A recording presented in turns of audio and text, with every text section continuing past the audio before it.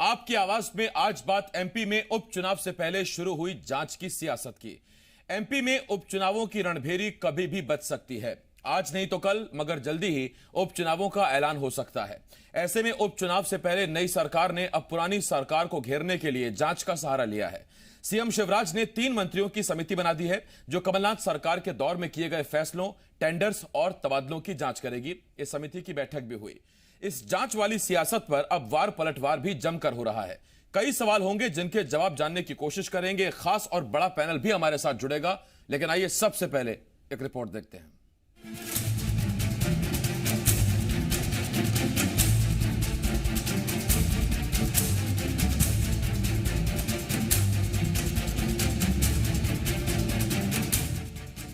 पूरी दुनिया में जिस वक्त कोरोना कहर बरपा रहा है, हर सरकार के सामने कोरोना से निपटने की चुनौती है, तो वहीं मध्य प्रदेश में सरकार को कोरोना के साथ साथ पिछली सरकार में हुए कथित घोटालों की भी चिंता सता रही है।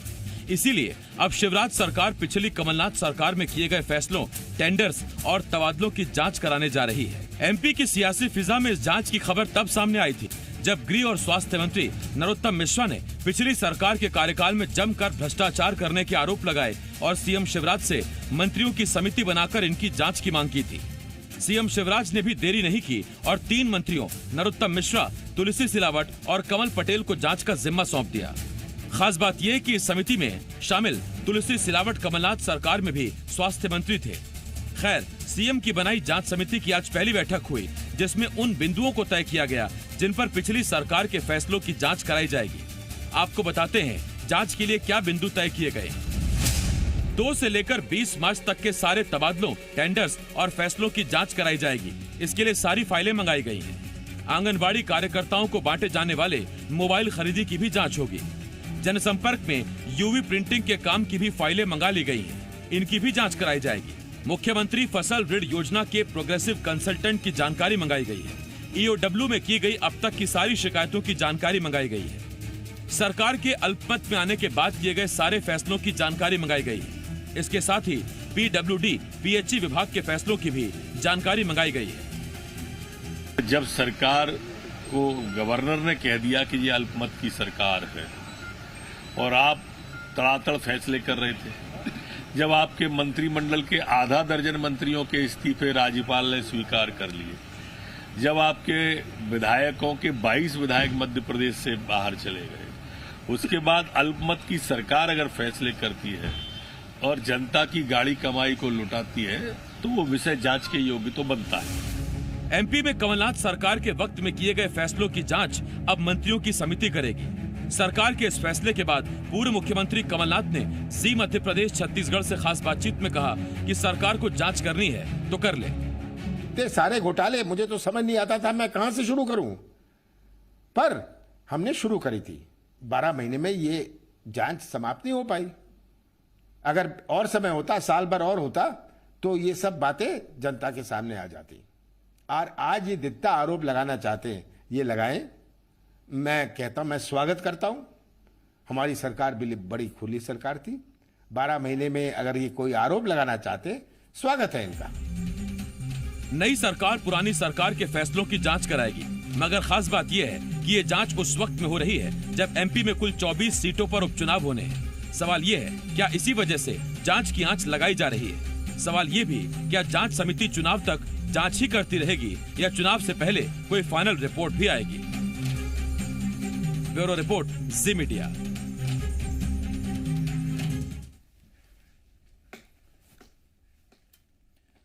तो देखिए, ये एक डिटेल्ड रिपोर्ट हमने आपको दिखाई और इस डिटेल्ड रिपोर्ट में हमने आपको बताया कि कौन कौन से वो बिंदु तय किए गए जिन बिंदुओं पर जांच होगी, यानी कि उन्हीं बिंदुओं के आसपास जांच रखी जाएगी। 3 मंत्रियों की समिति है।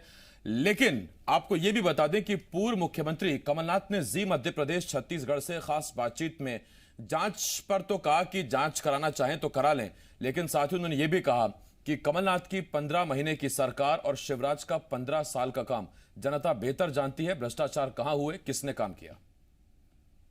मेरे 15 महीने और इनके 15 साल, और जो विधायक चुनाव लड़ रहे हैं, जिन्होंने इस्तीफा दिया, किस प्रकार का सौदा किया, किस प्रकार से वो 1.5 साल पहले, 2 साल पहले आए थे बीजेपी की आलोचना करने, सबकी। आज ये बीजेपी कि का चिन्ह लगा के बीजेपी का झंडा फटा के घूम रहे, ये किस प्रकार के व्यक्ति हैं और किस प्रकार का धोखा मतदाताओं के साथ हुआ है।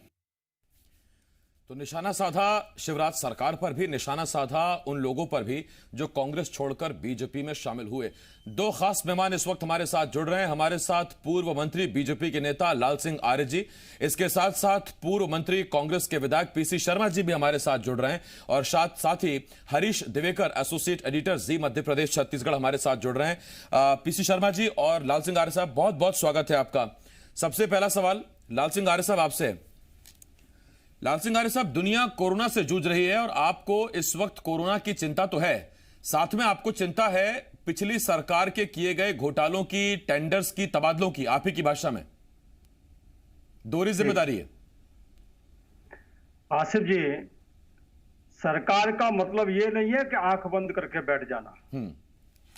सरकार का मतलब है जनता की सरकार, जनता के लिए सरकार, जनता की चुनी हुई सरकार, यानी कि जनता की जिम्मेदारी सरकार के कंधों पर होती है। इस सरकार ने, कमलनाथ की सरकार ने पिछले 1.25 साल में किसानों का कर्जा माफ नहीं किया, लेकिन लोगों से, बैंकों से कर्जा ले लिया, विकास कार्य नहीं हुआ, पैसा ले लिया, ट्रांसफर का उद्योग चला दिया।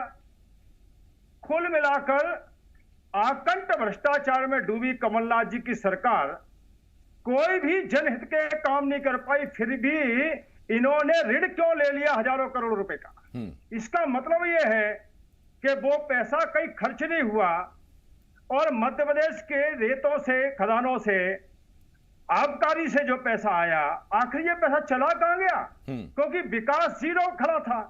इसका मतलब यह है, और मध्य प्रदेश मैं नहीं कह रहा, आप मध्य प्रदेश की जनता से जाकर पूछिए, जितना भ्रष्टाचार पिछले 70 सालों में कभी देखने को नहीं मिला, उतना भ्रष्टाचार कमलनाथ जी की सरकार में ऊपर से नीचे तक हो रहा था। एक एक अधिकारी का ट्रांसफर 5-5 बार होता था, कैंसिल होता था, फिर दोबारा होता था, बोलियां लग रही थी। लाल सिंह आर्य साहब, तारीफ करनी पड़ेगी कि आपने, चूंकि जब आप जांच कराएंगे तो जाहिर बात है कि 6 वो मंत्री जो कभी कमलनाथ सरकार का हिस्सा थे आज बीजेपी में शामिल हो गए। उनके भी विभाग थे, उनके विभागों में भी टेंडर हुए, उनके विभाग में भी फैसले लिए गए और उनके विभागों में भी तबादले हुए, और इत्तेफाक से 2 मंत्री तो उनमें से आज आपकी सरकार में मंत्री हैं। तो तारीफ करनी पड़ेगी, आपने बिल्कुल निष्पक्ष कार्रवाई की और उनके विभागों की भी जांच होगी। लेकिन उसी में एक सवाल मैं आपसे और पूछ रहा हूं, जब इतनी निष्पक्ष जांच हो रही है तो कमलनाथ सरकार का या कांग्रेस का यह कहना है कि वो जांचें जो उन्होंने अपने कार्यकाल में शुरू की और जो अंतिम दौर में आ गई थी, जिनकी बस रिपोर्ट सामने आना बाकी थी, तो क्रमानुसार पहले आप उनको सामने रखिए, अपने सरकार की जांच रिपोर्ट्स को, जिसमें वो ई टेंडर का जिक्र करते हैं, जिसमें वो सिंहस्थ का जिक्र करते हैं, जिसमें वो पौधरोपण का जिक्र करते हैं। लाएंगे आप वो रिपोर्ट या अभी से क्लीन चिट हो गई? आसिफ जी, किसी भी सरकार को 15 महीने बहुत होते हैं। अगर भारतीय जनता पार्टी की सरकार ने, उनके नेताओं ने या उनके मंत्रियों ने कोई घोटाला किया गया होता तो ये हमारे सड़कों पर लाकर खड़ा कर देते, लेकिन कुछ है ही नहीं। क्योंकि शिवराज सिंह जी के नेतृत्व में मैं भी मंत्री रहा हूं, बहुत पारदर्शी ढंग से हर व्यवस्था को लागू करने की कोशिश की, और जनता के बीच में हमको हिसाब चूंकि देना है, ये जिम्मेदारी कहीं ना कहीं हमारी थी। और हम लोग ये भी जानते हैं कि सरकारें आती जाती है, और इसलिए जनता ने हमको जो विश्वास दिया उस पर खरा उतरना है। इसलिए कमलनाथ जी की सरकार को 15 महीने मिले, 15 महीने में अगर कोई भी चीज थी तो आप सड़क पे लाए क्यों नहीं? और फिर आप जांच से डरते क्यों हैं जब आपने कोई बुरा किया ही नहीं है, जब आपने नहीं, जो हमने रिपोर्ट दिखाई लाल सिंह आर्य जी, उसमें जी मध्य प्रदेश छत्तीसगढ़ से खास बातचीत में कमलनाथ ने कहा कि आपको जांच करानी है तो कर लें, वो स्वागत कर रहे हैं। मैं लौट रहा हूं लाल सिंह आर्य साहब आपके पास। पीसी शर्मा जी, आपके पास आ रहा हूं। ये बड़ा दिलचस्प है, सियासत में इस तरह के केसेस कम देखने को मिलते हैं। तुलसी सिलावट आज जल संसाधन संभाल रहे हैं, आज से कुछ महीने पहले स्वास्थ्य देख रहे थे, अब वो स्वास्थ्य विभाग में जो तबादले हुए, ट्रांसफर हुए, फैसले किए गए, उसकी भी जांच करेंगे, और अपने साथी जो परिवहन देख रहे थे उनकी भी जांच करेंगे। और परिवहन, गृह विभाग, पुलिस, ये वो सेक्टर हैं या ये वो क्षेत्र हैं जहां से सबसे ज्यादा भ्रष्टाचार की शिकायतें आती हैं। गजब है।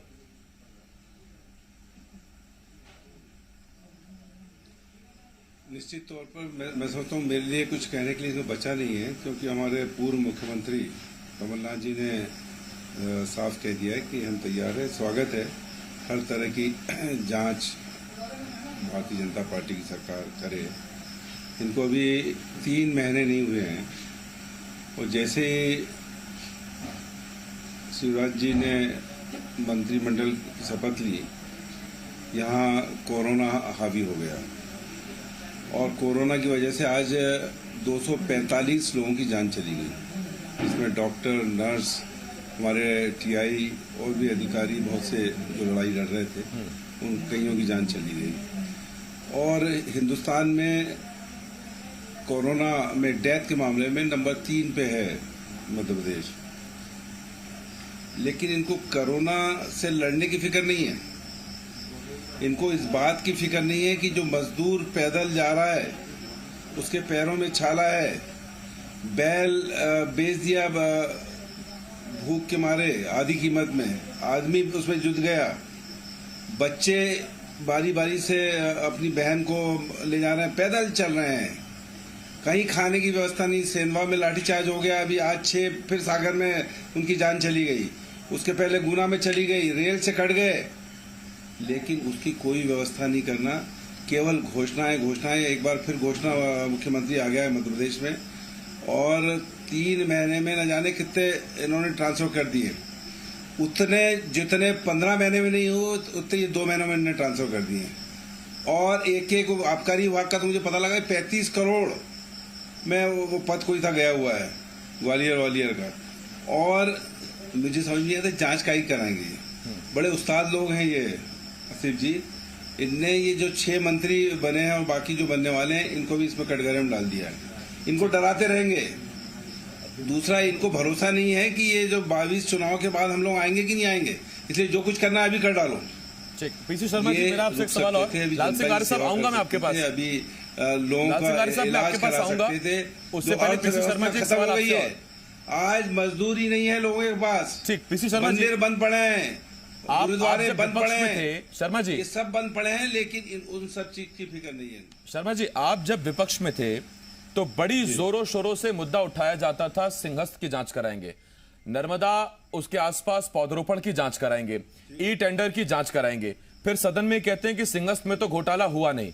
और रही बात ई टेंडर की, पौधरोपण की, तो ये तो आपको पहले दिन से जांच इसकी शुरू कर लेनी चाहिए थी। 1.25 साल बाद भी इसकी रिपोर्ट आई नहीं। नतीजा अब आप कहते हैं कि वो रिपोर्ट बीजेपी सरकार सार्वजनिक करे। ई टेंडरिंग में बहुत से लोग इसमें आ गए थे गिरफ्त में। ये सब चीज हम करने वाले थे, लेकिन हम लोग कोई वैमनस्य से, बदले की भावना से कोई कार्रवाई नहीं करते थे। अगर कोई आदमी है फंसा हुआ है तो उसके खिलाफ कार्रवाई, एक स्लो प्रोसेस होती है पूरी। और बड़े उसकी बात है ताज्जुब की कि जैसे ही ई टेंडरिंग का जो मामला था वो मुख्यमंत्री जी सब अपने हाथ में ले लिया। जो हमारे आईटी के जो पीएस थे उनको अपने मुख्यमंत्री निवास उसमें कार्यालय में ले लिया और जितने भी मामले हैं वो उनके पास आ गए। ई टेंडरिंग में जो मामला था, जो हमारे गृह मंत्री है आज की तारीख में नरोत्तम मिश्रा जी, इनके विश्वास, इनके बहुत से लोग ऐसा जो है वो आ रहा उसमें कि कहीं फंसे हुए हैं। तो ये अपने हाथ में लेके इन्होंने नरोत्तम मिश्रा जी को अपने कवर में ले लिया कि कोई ज्यादा गड़बड़ की, ज्यादा मुख्यमंत्री बनने की कोशिश की तो वो ई टेंडरिंग का उनको शीशा बताते रहेंगे। ठीक, और ये अब देखिए साहब, रिपोर्ट सामने आती शर्मा जी तो बेहतर पता लगता कौन आरोपी है, किसका क्या आरोप है। लेकिन चूंकि अभी रिपोर्ट है नहीं, का घोटाला, जी, नर्मदा यात्रा का घोटाला और व्यापम का घोटाला, 50 लोग की जाने चली गई। ये मुख्यमंत्री कैसे हैं, जब आते हैं जाने चली जाती। मैं ठीक है, आ रहा हूँ शर्मा जी आपके पास। की जाने गई, व्यापम शर्मा जी आ रहा हूँ आपके पास गई, और जब से आए हरीश आपके पास आ रहा हूँ। प्रदेश के लोगों की जान जा रही है। शर्मा जी लौट रहा हूँ आपके पास, 1 मिनट सर। कैसा लाल सिंह जी आ रहा हूँ, लाल Singh ji 1 minute sir, 1 minute. Harish जी, सियासत में बड़ा पॉपुलर है ये, आप आइए विपक्ष में अगर आप हैं, कहिए सरकार घोटाले कर रही है, हम सरकार में आएंगे, सामने ला देंगे, एक एक परत खोल देंगे। फिर आप सरकार में आइए, उसके बाद आप कहिए कि अभी जांच चल रही है, जांच आखिरी दौर में है, फाइनल दौर में, बिल्कुल अंतिम पड़ाव पे रिपोर्ट आने वाली है। और उसके बाद फिर सरकारें बदल जाती हैं और फिर ये साइकिल फिर शुरू होता है। और पिछले 1.5 साल के अंदर साइकिल ने अपने आप को दोबारा दोहराया है।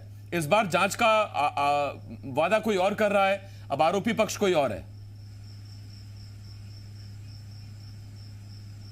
आसिफ, देखिए मध्य प्रदेश की राजनीति में अभी पिछले 1.5-2 साल में देखने को मिला, वो एक अलग ही तरह का था। मैं कहूंगा कि मध्य प्रदेश इतिहास में इस तरह का जो अभी देखने घटनाक्रम, मतलब इतिहास का घटनाक्रम मैं बताना चाहूंगा। जिस तरह से मध्य प्रदेश सरकार को गिराया गया और विधायकों की खरीद फरोख्त हुई, ये भी पहली इतिहास का मामला है। दूसरी बात करें, नरोत्तम मिश्रा जो नंबर 2 के अभी वर्तमान मंत्री हैं, और ये शुरू से लगे थे सरकार को गिराने। जब बनी कमलनाथ सरकार, तो सरकार के टारगेट पे नरोत्तम मिश्रा शुरुआत से आ गए थे। तो ई टेंडर घोटाला जो था, उसमें पूरी सरकार ने कोशिश की, तत्कालीन कमलनाथ सरकार ने, ई टेंडर घोटाले में नरोत्तम मिश्रा को शिकंजा कसा जाए। और उनके सहयोगी जो ओएसडी रहे, उनके पीए रहे, उनको जेल तक में बंद किया गया। ई टेंडर घोटाले में वही ईओडब्ल्यू के अफसर नरोत्तम मिश्रा से पूछताछ की गई।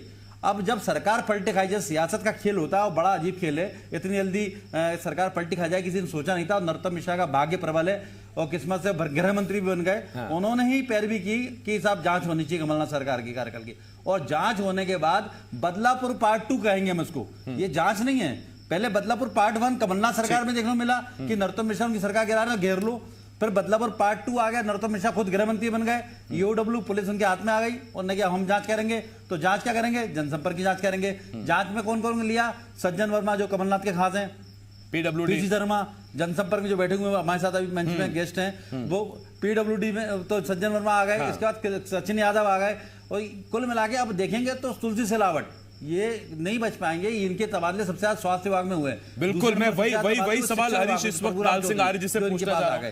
लाल सिंह आर्य जी, एक आम विभागीय जांच में भी आप जो लूप लाइन में डालते हैं, लाइन अटैच करते हैं या सस्पेंड करते हैं किसी अधिकारी को, तो क्यों करते हैं? इसीलिए करते हैं कि वो जांच को प्रभावित ना कर पाए। लेकिन आप मुझे समझाएंगे कि 3 मंत्रियों की जांच समिति में तुलसी सिलावट का शामिल होना ये क्या है? इसका मतलब या तो आप स्वास्थ्य विभाग की जांच नहीं कराएंगे, उस विभाग के किए गए तबादलों की जांच नहीं कराएंगे, यानी कि आप उसी विभाग के पूर्व मंत्री जो अब मौजूदा मंत्री है उनसे जांच कराएंगे, उन्हीं की विभाग की। समझाएंगे जरा कैसे? आसिफ जी, जी पहले तो मैं ये कहना चाहता हूं, मुझे पीसी शर्मा जी की बात पर बहुत दुर्भाग्यपूर्ण तरीके से कहना पड़ रहा है। कैबिनेट मंत्री को यह नहीं मालूम कि मध्य प्रदेश में शिवराज सिंह जी की अभी 1.5-2 महीने की सरकार के बाद ही कोटा से हम हजारों बच्चों को लाए हैं, गुजरात से हजारों बच्चों को लाए हैं, महाराष्ट्र कोरोना में कुछ नहीं कर रहे हैं। दूसरा, जनहितैषी किसानों के हित, लगातार जो पैदल चल रहे हैं किसानों के। लाल सिंह आर्य जी, मेरे पास वक्त कम है, मैंने आपसे सवाल ये पूछा, ये कैसे मान लें कि एक मंत्री अपने ही पुराने विभाग की जांच करेंगे, वो भी निष्पक्ष, इसी जांच समिति में रहते हुए? मैं वही आ रहा हूं जी। नरोत्तम मिश्रा जी पर दुर्भावनावश कांग्रेस की सरकार ने अटैक करने का काम किया, ठीक है ना? और आपके पास कोई तथ्य थे? आप 15 महीने में कह रहे घोटाले किए, तो 15 महीने में घोटाले नहीं निकाल पाए, और 3 दिन में आपने नरोत्तम मिश्रा जी के पीए को गिरफ्तार कर लिया। और अगर कोई मामला तो सामने लाते, लेकिन कुछ था नहीं। और इनकी कारगुजारियां 15 महीने की कहीं ना कहीं सरकार के पास होगी। इसी कारण से यह निर्णय हुआ है कि 3 लोगों की मंत्रियों के काम करेंगे। केवल नरोत्तम मिश्रा अलग होते तो यह कहा जाता कि नरोत्तम मिश्रा जी गृह मंत्री, इसलिए वो दुर्भावनापूर्ण कार्रवाई कर रहे हैं। 3 मंत्रियों की कमेटी बनाई गई है, उसमें अधिकारी भी रहेंगे, अधिकारी इनके समय में भी थे उनमें से कुछ लोग। तो कुल मिला के 0 टॉलरेंस। तुलसी सिलावट जी का तो बताओ।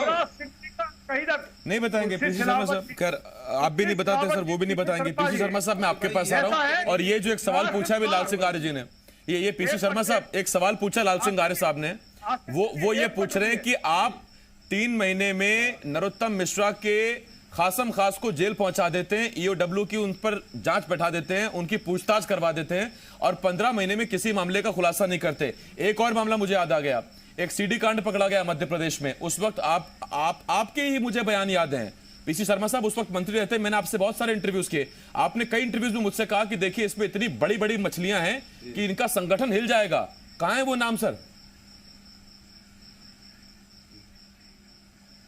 देखिए, अब वो सब उनके पास आ गए हैं, नरोत्तम मिश्रा जी के पास, और वो हैं अपनी जगह। एक चीज़ मैं कहना चाहता हूँ, ये जो बात आपने पूछी थी तुलसी सिलावट जी की, कि एक तरह से सबको मुझे ही मार रहे हैं जितने भी मंत्री थे उस जमाने में कमलनाथ जी की सरकार में, और जिन विभागों की भी जांच कर, तो एक हिसाब से एक मुजरिम को भी कमेटी का सदस्य बना लिया। कमेटी में जो लोग रहेंगे उसमें तुलसी सिलावट जी भी हैं, उनका विभाग स्वास्थ्य विभाग बहुत बड़ा विभाग था, तो क्या उसकी भी जांच करेंगे? ये इस चीज को बता नहीं रहे या उनको डरा रहे हैं? दूसरा, इनके पास बोलने के लिए कुछ है नहीं, क्योंकि इनको अब जिनसे ये हारे थे चुनाव में, अब इनको चुनाव में उनका काम करना है। चुनाव में उनका काम करना है जिनसे चुनाव हार गए थे लाल सिंह जी। तो इनकी स्थिति असमंजस में है कि क्या करें। अभी यही इनको नहीं, उसमें पीसी शर्मा जी कल आप मेरे साथ नहीं थे डिबेट में। कल की डिबेट में बड़े खुले दिल से बड़े दिल से और खुले दिल से लाल सिंह आर्य साहब ने कह दिया है कि अगर जाटव चुनाव लड़ेंगे तो पूरा समर्थन देंगे। उन्होंने कह दिया था कल ये, तो उसके बाद से जाटव साहब तो खुश भी हैं और बड़ी तसल्ली भी है उनको कि लाल सिंह आर्य साहब नहीं लड़ रहे हैं और नंबर दे रहे हैं। खैर, मेरे पास वक्त खत्म हो गया। वाली बात है, ये वक्त खत्म हो गया मेरे पास। पीसी शर्मा साहब, बहुत बहुत शुक्रिया। लाल सिंह आर्य जी, पीसी शर्मा जी, हरीश जी, आपका बहुत शुक्रिया हमारे साथ जुड़ने के लिए। लेकिन देखिए, एक बहुत सीधी सी बात है, आप सोचिए। और पीसी शर्मा साहब, मैं एक बात और कहना चाहूंगा। अभी आप तुलसी सिलावट को मुजरिम मत कहिए, क्योंकि मुजरिम यानी दोषी, आरोपी और संदिग्ध, इनमें बहुत बड़ा फासला होता है। बहुत अलग अलग चीजें हैं। आप संदिग्ध तो एक बार को शायद पीसी शर्मा जी आप सियासी तौर पर कहिए, मुजरिम मत कहिए, अभी कुछ साबित नहीं हुआ। दूसरी जो बहुत अहम बात है वो ये कि आप ये कैसे सोच सकते हैं कि एक मंत्री को आप कह रहे हैं कि आप उस जांच समिति में रहिए जो पुराने मंत्रियों के सारे विभागों के टेंडर, फैसले, तबादले, उनकी जांच करेंगे।